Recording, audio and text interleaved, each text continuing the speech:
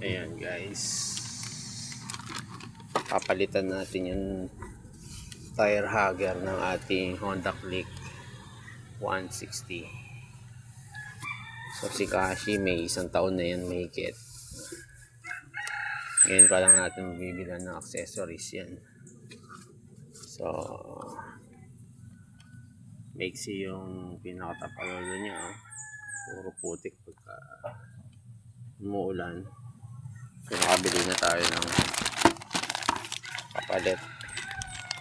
So ito yung dati. Ito ang haba nyo. Ikakabit natin ang haba, boy. So tingin ko gaganda to, boy. Ayan. So palitan natin mamaya. Tignan natin mamaya ang pagkakaiba. Ito siya yung luma. Ayan, iksi lang. Kalahati lang. Ngayon itong haba. Ang ganda sa dulo, oh. Haba niya, boy. Ayan mga boss, naikabit na natin yung ating tire hugger, oh. Iyon ang haba, oh. So naibiyahe na natin to, boss, ng from Bulacan to Monumento. Dami nang dinaan ng putik, pero ayan mga boss, oh. Dami nang dinaan ng putik pero wala siyang putik, talsik ng putik diyan sa pinakagitna ng makina.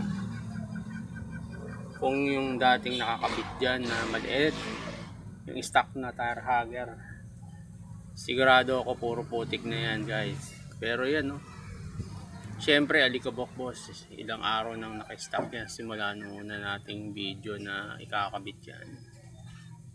Pero nung nasubukan natin, ayan, effective. But sulit yung pagkakabili, boss. Ano? Ganda, boy. Sulit yan, sulit.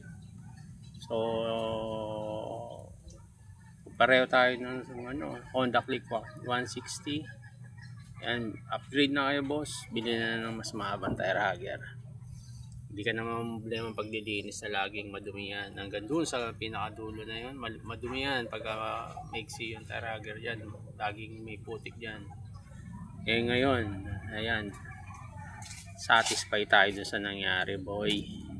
Tanda. So mamaya lilinisin na natin yan dahil puro alikabok na yan. O, alikabok, boy. Kita mo. O, syempre nung ipinark natin dun yan, dalawang araw ako nagpunta dun. So syempre dalawang araw na magdamag na maghapon, umagat hanggang hapon na naka-expose sa parking. Kaya alikabok lang ang meron pero yung putik wala. So see you again, guys.